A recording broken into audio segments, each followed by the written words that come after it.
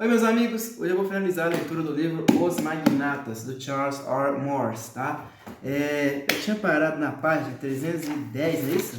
No último vídeo que eu fiz aqui, última leitura. Esse mesmo, eu tinha parado na página 310, na parte chamada E Houve Consequências. Hoje vai ser a última leitura aí pra vocês, desse livro que é enorme, enorme. Puta merda, é um livro cansativo. Eu vou tentar ler então, pessoal. Chegar até a parte do apêndice 2, tá? Aí, assim como eu prometi nos últimos vídeos, quando eu chegar nessa parte aqui, ó, de notas, tá vendo? Notas, página 328, eu vou deixar aí as fotografias das notas para vocês, tá? As fotografias das notas para vocês, que vão até a página, ó, sem brincadeira, até a página 375. É coisa pra caralho, né? Mas vou tentar fazer esse esforço aí, tentar publicar as fotos assim, né, de 2 em 2 páginas. Para adiantar que, nossa senhora, vai consumir muito do meu tempo. Vamos lá, página 309 do livro E Houve Consequências. Graças a Deus, a última leitura, né? O Taylorismo diz mais sobre seus adeptos do que sobre Taylor. Taylor era um obsessivo de mente estreita, um administrador de fábrica enérgico e um snob. Ao mesmo tempo que fez contribuições importantes para o gerenciamento de processos industriais e tecnologia, sua convicção de que havia uma ciência que permitiria que planificadores determinassem a melhor maneira de desempenhar todas as tarefas era estatisticamente duvidosa e na prática errada. Mas ela teve uma ressonância imensa, mesmo que de curta duração entre os formadores de opinião. A primeira torrente de entusiasmo pelo Taylorismo surgiu porque ele oferecia um caminho para lidar com os novos centros, aliás, impressionantes e assustadores de poder corporativo. Em vez de lamentar o poder dos trusts, os intelectuais podiam celebrar as grandes empresas como conquistas do empreendedorismo americano, com o conforto de saber que havia uma tecnologia para controlá-las. Quando a fé na progressividade tecnocrática começou a diminuir nos anos 1920, entretanto, os sábios perderam interesse no Taylorismo, apesar do interesse entre planejadores europeus e soviéticos ter durado alguns anos mais. Aí vem a nota de rodapé. Estudos de tempo e movimento foram incorporados com entusiasmo aos planos quinquenais soviéticos. Em 1930, os departamentos de normas e medidas tinham determinado 230 mil normas diferentes derivadas da ciência da biomecânica que cobriam 70% de todos os trabalhadores, e aí os trabalhos em metal foram reclassificados de 12 para 176 categorias. A tempestade de estatísticas era perfeita para administradores carreiristas e burocratas em um sistema no qual a maioria das fábricas era ociosa na maior parte do tempo por escassez de equipamentos e suprimentos. Na mente do público, o nome de Taylor associou-se à figura semicômica do Homem do Tempo e Movimento. O musical de 1954, The Pajama Game, é uma sátira típica. Entretanto, o aspecto do Taylorismo, especialmente suas atitudes, enraizaram-se nas escolas de administração e economia e continuaram a exercer uma influência sutil, mas profunda nas certezas e crenças de um quadro de gerentes cada vez mais profissionalizados. 3 livros pioneiros de Alfred Chandler, Strategy and Structure, 1962, The Visible Hand, 1977, e Scale and Scope, 1990, oferecem um relato canônico da ascensão da tradição gerencial americana. A abordagem de Chandler da história foi chamada de teutônica. Na verdade, seu relato é de uma progressão dialética, uma espécie de desdobramento hegeliano triunfal da consciência gerencial da pequena empresa de uma única unidade da era do capitalismo familiar, passando pela coordenação administrativa das empresas múltiplas até a companhia grande e verticalizada e a descoberta da economia da velocidade e, por fim, a mais alta conquista do espírito industrial, a empresa industrial moderna, verticalmente integrada e hierarquizada, multidivisional, de capital aberto e administrada profissionalmente. Essas empresas centrais, como foram chamadas por Chandler, faziam vários produtos diferentes, controlavam praticamente todos os seus recursos essenciais e eram marcadas por longas linhas de produção de alta velocidade e por uma estratificação gerencial nítida. Gerenciar e coordenar o processo de produção e distribuição era o emprego de gerentes intermediários, enquanto os administradores superiores se concentravam na avaliação, no planejamento e na alocação de recursos para a empresa como um todo. Os níveis superiores de administração para Chandler eram a inteligência central que energizava toda a organização, a estrela quente no coração da galáxia corporativa. Na verdade, apenas uma versão colossal da sala de planejamento de Taylor, o lugar onde acontecia o trabalho intelectual. As novas escolas de administração pregaram uma versão profissional altamente intelectualizada da administração que se reflete fielmente em Chandler. É impressionante ver como Chandler dá pouca atenção à tecnologia de produção ou à tecnologia em geral. Na verdade, ela aparece em sua história quase como uma variável exógena. As empresas que ele admira têm laboratórios de pesquisa, mas eles são verdadeiras caixas pretas que produzem intermitentemente recomendações para serem ponderadas pelos reis filósofos no topo. No jovem currículo da Harvard Business School, de 1908, entre 15 opções de curso, apenas 2, operações de ferrovias e administração municipal, lidavam explicitamente com a administração. O restante se dividia entre contabilidade, direito comercial, organização, economia e seguros, entre outros, como se os recém-formados passassem direto por cima dos problemas áridos do chão de fábrica e entrassem imediatamente nas altas esferas administrativas. Na verdade, desde o início, os formados pela escola gravitaram em sua maioria nos mundos das finanças e da consultoria. Os fundadores da escola de administração, na verdade, tinham ficado em dúvida, aliás, se incluíam ou não um currículo industrial, mas decidiram não fazê-lo, já que parecia que Taylor e seus discípulos tinham exaurido o assunto. Como solução conciliatória, contrataram Taylor como conferencista convidado. Não se deu mais muita atenção ao assunto, pois meio século depois, Chandler observou que os administradores de fábricas do período pós-Segunda Guerra tinham muita informação a partir da qual trabalhar, pois naquele mais baixo nível de administração, aliás, que Frederick W. Taylor, Frank Gilbreth e outros defensores e praticantes da administração científica concentraram suas energias. Aí tem uma figura aqui, né? Uma figura não, tem uma figura, uma imagem. Uma usina siderúrgica abandonada por volta de 1980, detrito do fracasso cataclísmico de um complacente quadro administrativo americano profissionalizado.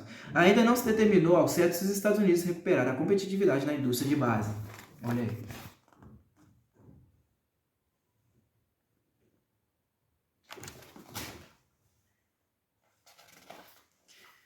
O distanciamento das escolas de administração é demonstrado inadvertidamente em Strategy and Structure, de Chandler.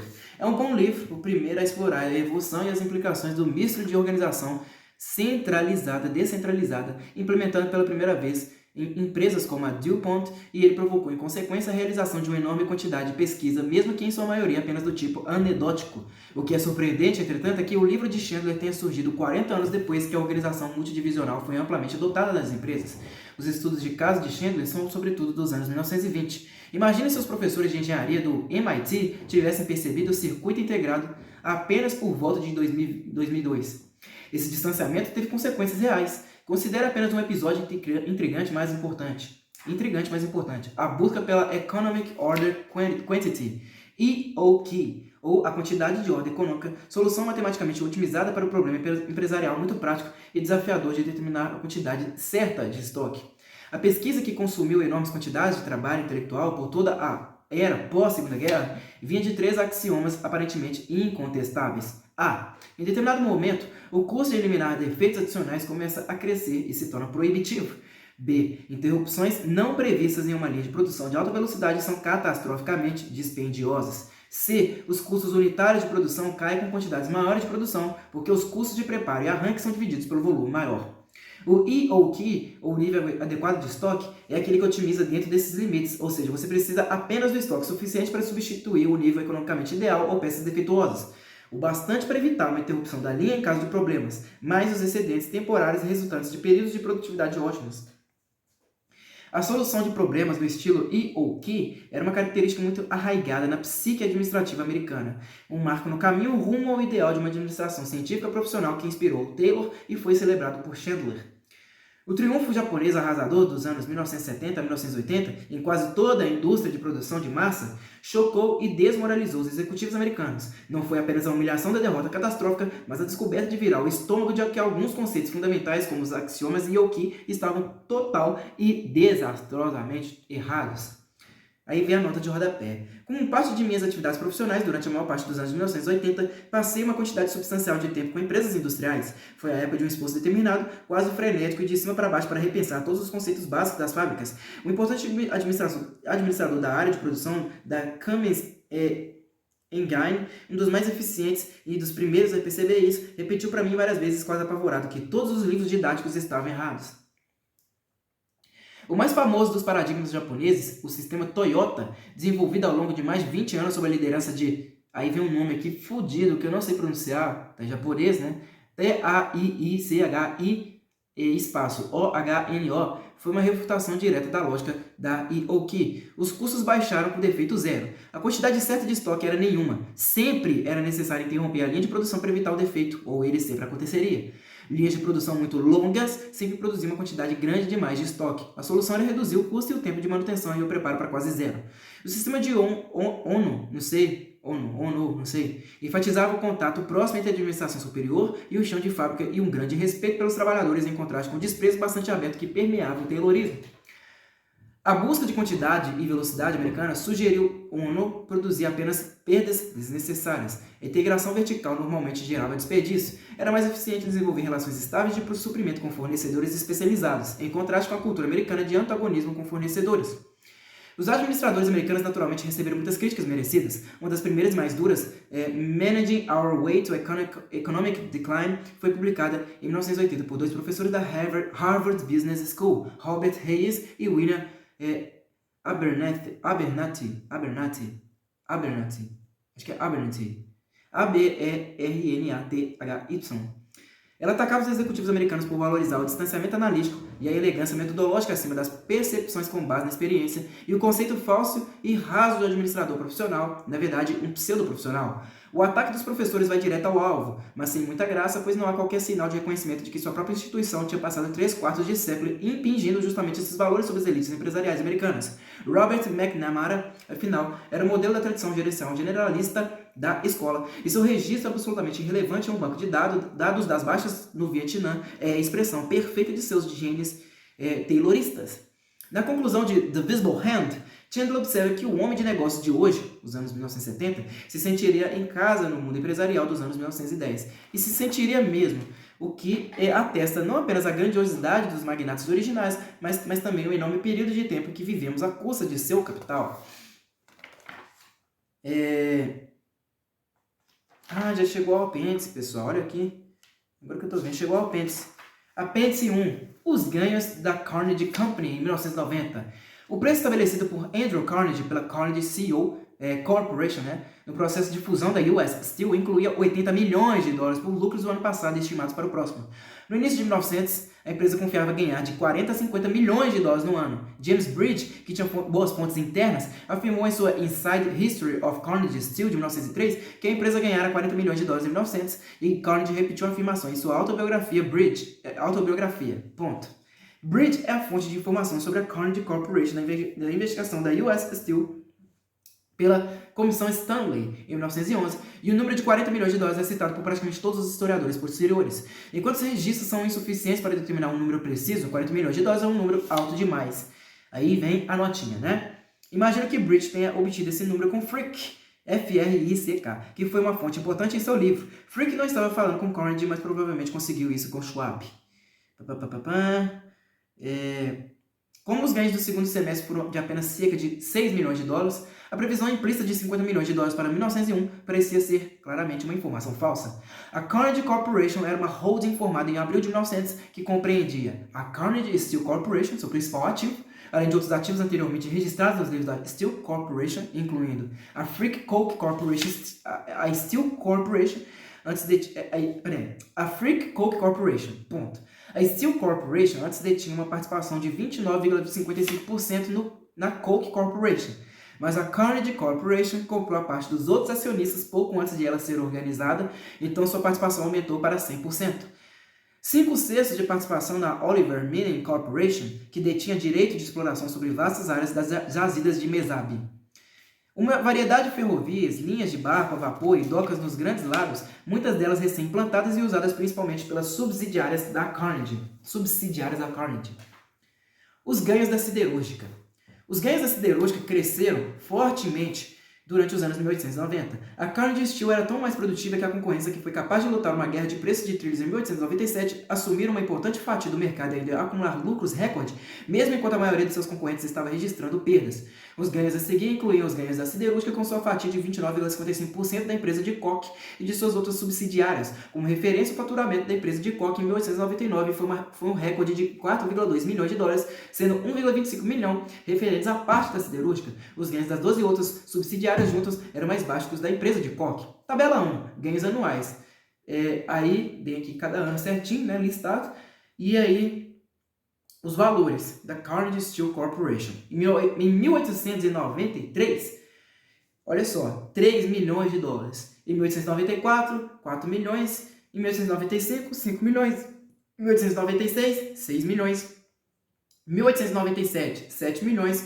Aí, em 1898, 11 milhões e 500 mil dólares. Aí vem aqui a notinha, né? Referente a esse valor aí. Os ganhos de 1898 normalmente são registrados como sendo de 16 milhões. Um número mais alto inclui vários itens extraordinários, um pagamento a uma ferrovia pela concessão de um trecho, além da valorização exagerada das subsidiárias, nenhuma das quais era de capital aberto. A empresa arredondou seus ganhos fazendo pagamentos ou retiradas de um fundo de contingência, dependendo de um número estar sendo arredondado para cima ou para baixo. Aí a fonte aqui, gente, desses números é da ACLC. O mercado americano de aço cresceu a uma taxa anual de 20 a 25% em 1898 e 1899 e os preços do aço subiram bastante. No primeiro semestre de 1900, Carnegie previa com confiança lucros de 40 a 50 milhões de dólares com o aço naquele ano, mas o crescimento caiu no segundo trimestre e o mercado praticamente entrou em colapso no terceiro. Demonstrativos financeiros da Carnegie e da Steel Corporation para 1900 não parecem ter sido preservados, mas os lucros mensais da Steel Corporation nos primeiros 11 meses do ano podem ser obtidos, aliás, por meio de relatórios do Conselho, enquanto os números de dezembro que faltam podem ser deduzidos a partir do demonstrativo financeiro pessoal de Carnegie. Aí vem aqui, tabela 2, ganhos mensais de 1900, Carnegie Steel Corporation. 1900 aqui, tá? O ano de 1900, os ganhos mensais de janeiro até dezembro. Vamos lá. Em janeiro, olha só, janeiro foram 3.638.642 dólares. Fevereiro, 3.541.679 dólares. Em março, 4.700.032 dólares. Em abril, 3.219.879 dólares. Em maio, 2.381.127 dólares. Em junho, 1.850.047 dólares. Em julho, 978.102 dólares. Em agosto, 641.662 dólares. Em setembro, 470.441 dólares. Em outubro, 940.446 dólares. Em novembro, 361.857 dólares. Em dezembro, 1.046.086 dólares. Total, 23 milhões, 770 mil dólares. Uma média de 1.980.833 dólares. Fonte ACLC, cálculos do autor. A Coke Corporation foi transferida para os livros da Carnegie Company, a companhia controladora, em abril de 1900. Portanto, os ganhos da Steel Corporation na tabela 2 refletem sua participação de 29,55% nos ganhos da Coke Corporation, ou os 511.600 dólares só até março. Como mostra o quadro, houve uma grande redução dos lucros na segunda metade do ano. Os ganhos totais da Steel Corporation no segundo semestre foram de apenas 4,4 milhões de dólares, bem menos que os 19,3 milhões do primeiro. As usinas da Homestead, que sozinhas registraram ganhos de quase 4 milhões de dólares só no primeiro trimestre, tiveram uma perda de 160 mil dólares nos 4 meses do segundo semestre, para os quais existem dados da empresa.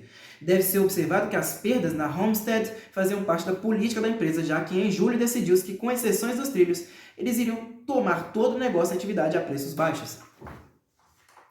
A quebra do mercado do aço em 1900. Os resultados dos ganhos são consistentes com a quebra muito acentuada no mercado do aço durante 1900. A tabela 3 mostra os preços do aço da Pittsburgh para uma seleção de produtos padrão. Os preços praticamente dobraram durante 1899, ficaram mais ou menos estáveis durante o início de 1900, então no segundo semestre perderam a maior parte dos aumentos de 1899. Todos dados da Iron Age. O colapso nos preços foi aparentemente ainda mais forte do que mesmo esses preços podem sugerir. A Iron Age observou em junho de 1900 que, apesar dos preços nominais da Pittsburgh, o mercado agora está aberto e ferro gusa e aço estão sendo oferecidos a preços muito mais baixos. Em sua análise de fim de ano, a Iron Age resumiu 1900 como um ano com longos períodos de estagnação, uma redução séria do consumo, problemas trabalhistas do tipo mais inquietante e uma queda acentuada dos preços. Para se ter uma ideia da seriedade da quebra do mercado, depois de crescer 24,8% em 1898 e 19,1% em 1899, e apesar de uma bolha de crescimento nos primeiros meses de 1900, a produção total de aço caiu 4,2% ao longo de todo um ano. Tabela 3. Preços selecionados da Pittsburgh Steel. Aí vem aqui, né? De janeiro até dezembro é isso mesmo? De 1899 a 1900. De janeiro de 1899 aí até dezembro do século seguinte, né? Até dezembro de 1900. Aí, primeiro eu vou ler os valores aqui. É isso mesmo? Os preços aqui dos lingotes de aço. Em janeiro de 99 foi 16,25. Em janeiro de 1900, 35. Em fevereiro, 33, em março, 33, em abril, 33, em maio, 30, em junho, 28, em julho, 25, em agosto, 19, em setembro, 18, em outubro, 16,50, em novembro, 18 e em dezembro de 1919,75.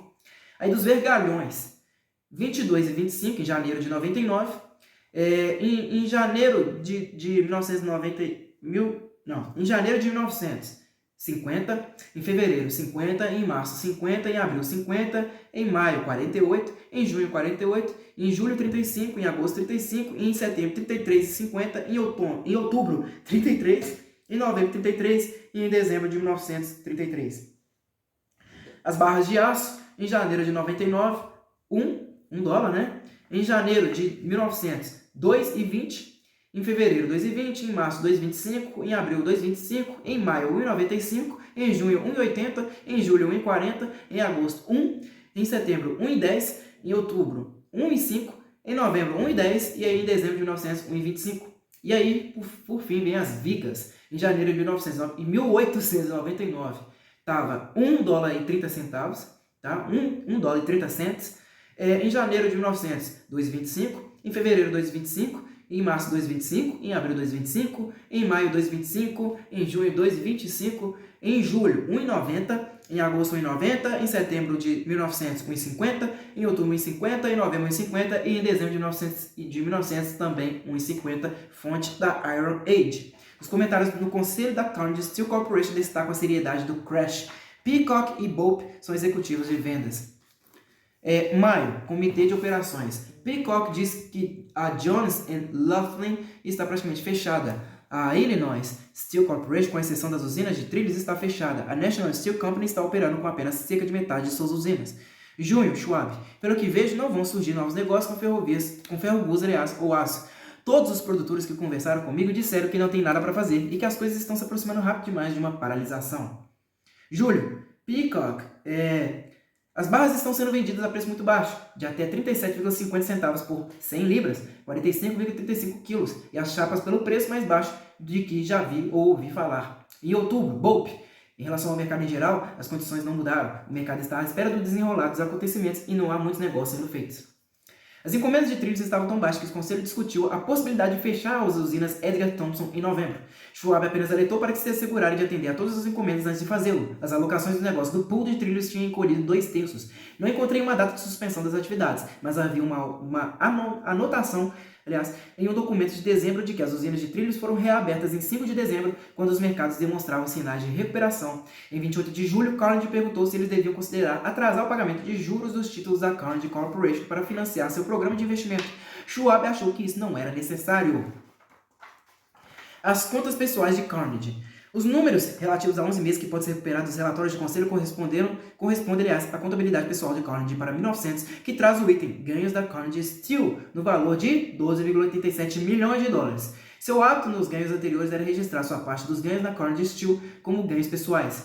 No início do ano, ele detinha 58,5% da empresa. Subtraindo sua transferência de ações para Schwab e vários dos outros sócios, ele teria ficado com 54,14%, o que sugere ganhos totais de $23,77 milhões no ano e ganho de 1,5 milhão em dezembro, o que é consistente com a recuperação que estava em andamento na época. Uso esse número na tabela 2. Pensando na maneira correta, ele não deveria ter feito esse registro, já que ele tinha trocado suas ações por ações da holding, cujos ganhos não eram registrados por método equitativo. Mas esse é um registro pessoal, não da empresa. E o Rockefeller seguiu uma prática parecida mesmo depois da liquidação da Standard em 1911. Os outros ativos da Carnegie Company. Encontrei um relatório que listava a primeira metade dos ganhos dos ativos da holding. Não é um registro contábil de lucros, mas apenas um relatório informativo e inclui 100% dos ganhos da Coke Corporation e os de outras subsidiárias no primeiro trimestre, anteriores à sua aquisição. Eles estão na tabela 4. A Carnegie Corporation era a companhia holding e não registrava os ganhos de suas subsidiárias, apenas dividendos e juros devidos e recebidos. Advogados corporativos aconselhavam manter a ficção de que a holding não exercia o controle administrativo. Como esse documento é apenas um documento geral e posterior, inclui todos os ganhos das empresas listadas, incluindo períodos anteriores ao controle da Carnegie Corporation e, além disso, alguns registros repetidos na apresentação. Como os ganhos do segundo semestre da Steel Corporation são conhecidos, apliquei a eles uma relação de ganhos com aço e não aço similar do primeiro semestre para obter uma boa estimativa dos lucros de todo o ano para a empresa inteira. A Steel Corporation é o principal, se não o único cliente de todas as outras subsidiárias. A seguir, algumas anotações sobre os detalhes. A Frick Coke incluía 4 subsidiárias. A ferrovia, aí vem um nome fudido aqui, é Yalgyogenid, como é que se pronuncia isso, porra? Youghiogeny e as 3 empresas de água. O total da receita do primeiro trimestre da Frick Coke e das 4 subsidiárias multiplicado pelo percentual de participação de 29,55% da Carnegie Steel resulta em $511.601, já incluídos no total de Frick demonstrado nos registros da Carnegie Steel. Todos os ganhos do primeiro trimestre da Frick e das subsidiárias nesta tabela, portanto, deviam ser excluídos dos ganhos de Carnegie em 1900, já que sua participação já tinha sido registrada. 2. Os outros números do primeiro trimestre, com exceção dos ganhos da Oliver, também estão incluídos nas contas da Carnegie Steel, são de qualquer forma um pouco negativos, em $2.570. Se registrarmos os números da Oliver pelo valor nominal, mas veja diante minhas reservas, eles deviam ser reduzidos em 16,7% percentual dos acionistas externos ou em $250 mil. Somar o líquido da Oliver aos números da Carnegie Steel resulta em ganhos do primeiro trimestre de $13,18 milhões. 3. Simplesmente reproduzo os números do segundo trimestre como estão registrados, menos $250.500 para os acionistas externos da Oliver,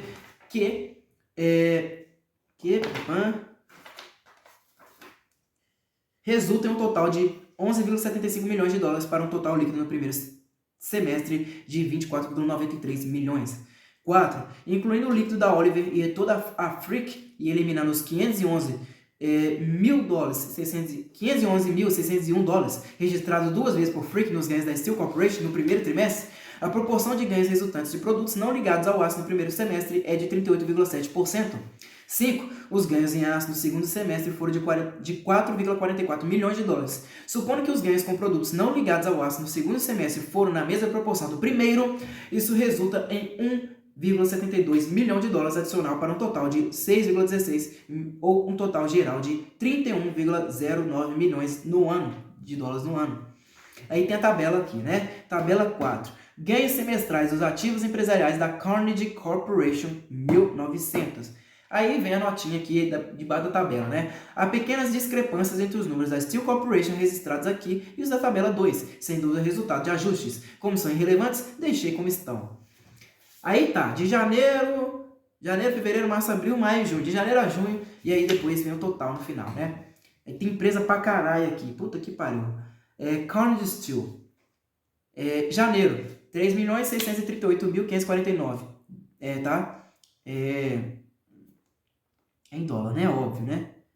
Mas não colocar em dólar aqui não. Acho que é isso mesmo. Carnegie Steel, $3.638.549. Em fevereiro, $3.591.365. Em março, $4.700.244. Abril, $3.219.872. Maio, $2.387.455. Junho, $1.823.241. Total, $19.360.726. HC Frick Coke, $687.061 em janeiro, $593.066 em fevereiro, $428.946 em março, em abril, $803.373, em maio, $700.250, em junho, $647.305, um total de $3.860.001. Aí vem aquela empresa maldita, nome filha da puta, como é que pronuncia isso aqui, gente? Youghiogeny. Eu pronunciaria Yalgyogenid, tá? Em janeiro, $2.388. Em fevereiro, $2.475. Em março, $3.006. $3.766. Em abril, $2.987. Em maio, $2.626 em junho e um total de $17.248. RR, o que seria aqui? Será que é o mesmo nome?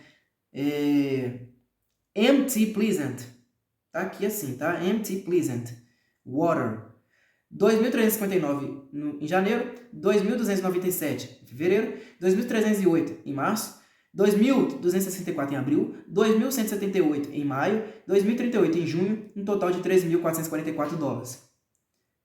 Aí vem a Yalgeny Water. A primeira que eu li de Yalgeny é RR. E essa aqui que eu vou ler agora é Yalgeny Water, de água, tá? Em janeiro, 927, em fevereiro, 822, em março, 907, em abril, 772, em maio, 796, em junho, 669, e um total de 4.893. Trotter Water, T-R-O-T-T-E-R. Em janeiro, 1720, em fevereiro, 1510, em março, 1513, em abril, 1566, em maio, 1440, em junho, 1322, e um total de 9.071 dólares. Union Supply. Janeiro, 29.824, fevereiro, 46.421, em março, 29.728, em abril, 30.648, em maio, 30.692, em junho, 28.125, e aí um total de 195.438 dólares. Carnegie Natural Gas. Em janeiro, 80.162, em fevereiro, 71.094, em março, 82.607, em abril, 103.061, em maio, 103.082, em junho, 91.897 e um total de 531.903 dólares.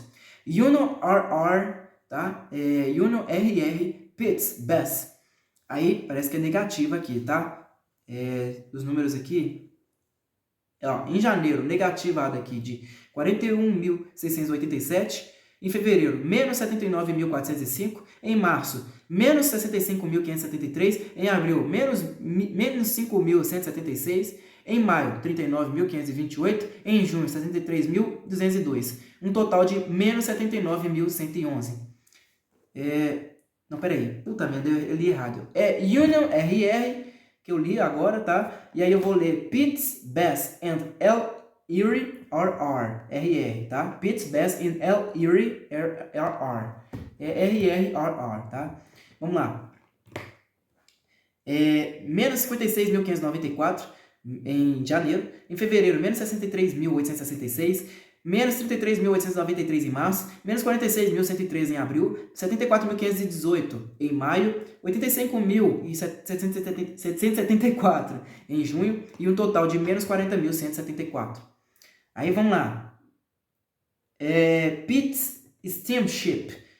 Em janeiro e fevereiro, 0. Em março, menos 431. Em abril, menos 12.813. Em maio, 119.885. Em junho, 75.068. E um total de 181.709. Tá? Pitts and Conneaut Dock. Pitts, P-I-T-T-S, and. Aí vem o nome aqui, C-O-N-N-E-A-U-T, Dock. Em janeiro, menos 5.874. Em fevereiro, menos 4.215. Em março, menos 892. Em abril, menos 9.610. Em maio, 71.407. Em junho, 39.652. Um total de 90.468 dólares. Pitts Limestone Corporation. Em janeiro, 4.229. Em fevereiro, 3.200. Em março, 2.595. Em abril, 2.531. Em maio, 2.337. Em junho, 2.039. E um total de 16.931. Oliver Iron Mining. 500 mil todos os meses. E aí um total de 3 milhões. Aí, vamos ver os totais aqui. De todas as empresas em janeiro, 4.843.064 dólares. Em fevereiro, 4.664.764 dólares. Em março, 5.651.065 dólares. Em abril, 4.594.141 dólares. Em maio, 4.036.555 dólares. Em junho, 3.372.958 dólares. E aí um total de todas as empresas aí, todos os meses, 27.162.547 dólares. Bom, bora lá. Dito isso, permaneço bastante cético em relação aos supostos ganhos da Oliver, ainda mais que eles pareçam um registro exagerado. A Steel Corporation não incluiu os ganhos da Oliver em seus registros mensais de lucros. Encontrei registro anual da Oliver para 1898. Um registro anual da Oliver para 1898. Era uma estimativa da fatia da Steel Corporation dos ganhos da Oliver no ano. A Oliver tinha estimado seus ganhos de 1898 em 800 mil dólares, que a Steel Corporation reduziu para 600 mil para garantir, fazendo um registro de 500 mil dólares para refletir sua participação de 83,3%. Entretanto, mesmo com o valor de 800 mil dólares, a proporção dos ganhos com minério em relação ao aço era de apenas metade do sugerido pela tabela 4. Além disso, em 1898, o contrato entre a Oliver e a Steel Corporation foi revisado para que o minério que não servia para o sistema Bessemer tivesse preço de transferência de custo. Isso deve ter sido responsável por pelo menos a metade da produção da Steel Corporation e teria reduzido e muito os ganhos da Oliver. Além disso, há vários outros registros para a primavera de 1900 que podem lançar uma luz sobre os números relacionados ao minério. Aí, 1. Há 2 registros equivalentes de cerca de 20 milhões de dólares que aumentam as contas a pagar e a avaliação das jazidas inexploradas de minério. Eles estão aparentemente relacionados com uma discussão no conselho sobre os problemas da Oliver com clientes que estavam devolvendo carregamentos de minério já encomendados. A Steel Corporation, como precedente para os outros clientes da Oliver, concordou em ser faturada por minério em um estágio anterior, em vez de esperar que o minério fosse enviado para uma das docas nos lagos. Provavelmente a Oliver registrou essas faturas como uma venda, o que teria inflado seus ganhos. Teria o efeito de antecipar ganhos futuros para o período corrente. Uma contabilidade moderna de lucros e perdas teria reduzido muitos ganhos da Carnegie Steel, já que a fatura seria tratada como despesa. Mas as empresas do século XIX não mantinham contabilidade de lucros e perdas, registravam apenas balancetes e mudanças nos balancetes. Como os ganhos mensais da Steel Corporation parecem registrar vendas durante esse período, tem um forte suspeito de que o grande aumento dos recebíveis na Oliver não foi resultado de uma despesa na Steel que teria inflado artificialmente os ganhos totais da companhia holding. 2. Um outro registro em maio de 1900 aumenta os ganhos com aço em março de 4,7 milhões de dólares, mostrados nessa tabela e em relatórios de conselho anteriores em cerca de 350 mil dólares. Os ganhos de 1898 com minério foram registrados posteriormente da mesma maneira, quando a Oliver começou a informá-los. Se esse número representa a parte da Steel Corporation dos ganhos da Oliver no primeiro trimestre, não consigo imaginar que possa ser outra coisa, estariam muito mais próximos, apesar de um pouco mais baixos que a proporção de 1898. Mas isso seria consistente com o preço do minério que não servia para o método Bessemer. Como parece haver boas razões para ceticismo em relação aos ganhos com minério, faço uma estimativa alternativa, apenas aplicando a proporção do minério em 1898 aos ganhos com aço, a menos o valor em mãos de investidores externos, ignorando o acordo aparente de preços de transferência de minério que não servia para o método Bessemer. Isso reduziria os gastos com minérios projetados para um ano em 2 milhões de dólares. Conclusão: dependendo de que estimativa da Oliver é usada, o valor dos ganhos de 1900 para as entidades que formavam a companhia holding seria, tabela 5, ganhos estimados em 1900, Carnegie Steel e Carnegie Corporation em milhões, valores em milhões, tá? Vamos lá. Carnegie, aí tem aqui, Oliver alta e Oliver ajustada. Carnegie Steel, Oliver alta, 23,77 e Oliver ajustada, 23,77.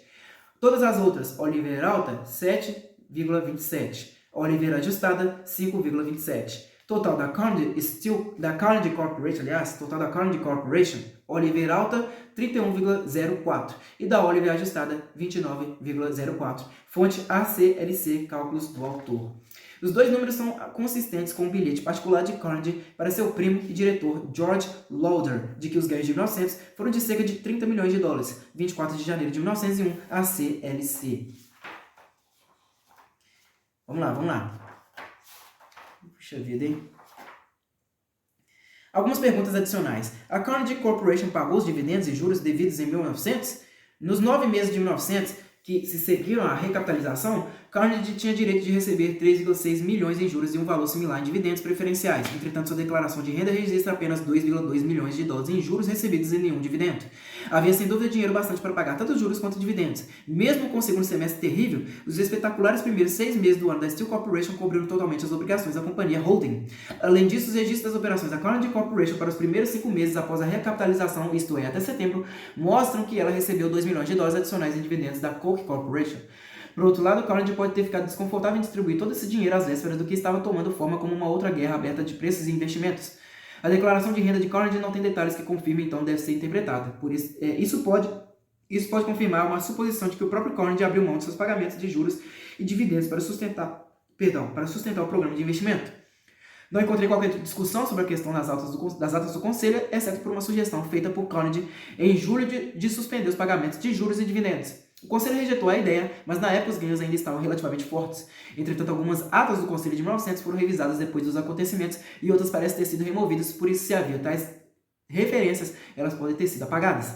Contabilidade de depreciação. A Carnegie Steel e seus antecessores consistentemente exageraram seus lucros ao não registrar a depreciação das instalações industriais. A prática de Andrew Carnegie era sempre utilizar a maior parte de seu fluxo de caixa em novos investimentos em instalações industriais. O fato de não se registrar depreciação como despesa, portanto, teve o efeito de tratar investimentos em instalações industriais como gratuitos, mas como os sócios de Carnegie podiam confirmar, aborrecidos, isso estava saindo de seus lucros. O valor estimado das instalações industriais, equipamentos e outros ativos da Carnegie Steel era de cerca de 59 milhões de dólares na primavera de 1900. Considerando que a vida útil de uma fábrica era de 10 anos, o que provavelmente era realista, haveria um encargo adicional de 5,9 milhões de dólares sobre os ganhos, ou 2,95 milhões de dólares se considerarmos um período de 20 anos. Observe que essa prática beneficiaria as empresas de Carnegie em comparação com concorrentes que aumentavam seus investimentos de capital por meio de empréstimos, já que eles estariam levando embutido um custo explícito de despesas de capital. O fato de não se considerar a depreciação era prática comum na época, pois não havia regras de contabilidade definidas para despesas que não envolviam dinheiro. A Standard Oil praticou uma contabilidade de depreciação nas primeiras décadas de sua existência, mas por algum motivo abandonou essa prática por volta de 1893. Índices de eficiência. O quadro a seguir mostra os ganhos por tonelada de aço em 1899 e 1900, descontando todos os ganhos não relacionados ao aço, comparados com a estimativa de ganhos por tonelada da Federal Steel e da National Steel em 1900. Tabela 6. É a tabela 6, pessoal. Ganhos comparativos por toneladas de aço. Aí vem um ano, vem a empresa, toneladas, né, medidas aí em 1000 e ganhos por tonelada. Em 1899, a Carnegie Steel, toneladas aí, 2.664 toneladas, teve ganhos de 7 dólares e 41 por tonelada, não é isso? Isso mesmo. Em 1900, Carnegie Steel, 2.970 toneladas, o ganho era de 7,83 dólares. Em 1900, a Federal Steel, 1.225, não é isso? Toneladas. O ganho por tonelada era de 8,16. Em 1900, a National Steel, de toneladas, 1.400 toneladas, o ganho era de 5,71. Fonte ACLC, cálculos do autor. As estimativas de 1900 para a Federal Steel e a National Steel foram feitas por Schwab no início de 1901. Os ganhos por tonelada talvez sejam enganosamente precisos, mas, pois suas estimativas de ganhos, 10 milhões para a Federal e 8 milhões para a National, são nitidamente números redondos. Observe também que a suposição tradicional de que Carnegie ganhou 40 milhões em 1900 produz um espetacular valor de lucratividade de 13,47 dólares por tonelada, o que impressionou investigadores parlamentares posteriores. Há relatos de que John W. Gates, acionista majoritário da Federal Steel, ficou irritado por Morgan realmente pagar 6 vezes o preço por tonelada pela produção da Carnegie Corporation do que pagava para a Federal. Com números como esse, ele tinha razões para ficar irritado. A Federal foi resultado de uma fusão de Morgan que também incluía minério, coque e ativos em ferrovias, então os 8,16 dólares sem dúvida são inflados por alguns ganhos não relacionados ao aço, mas as empresas subsidiárias da Federal não eram nem de perto tão grandes quanto as da Carnegie, e elas estavam investindo pesado em suas usinas de trilhos desde a guerra dos preços de trilhos, então não é surpresa que tenham alcançado a proximidade do par. A Iron Age também afirmou que a Jones Laughlin podia igualar o preço de qualquer um em 1900. Por fim, a convenção, seguida por muitos historiadores de registrar os ganhos como percentual do capital nominal, não é uma medida útil, já que empresas privadas como a Carnegie Steel ou mantinham constante o capital nominal ano após ano, ou então o aumentavam excessivamente diante de um ataque eventual, como fizeram em 1900. A afirmação feita pelo biógrafo de Carnegie, Joseph Fraser Wall, por exemplo, de que os ganhos da Carnegie Steel em 1899 deram um retorno de mais de 80% sobre o capital, nada significa.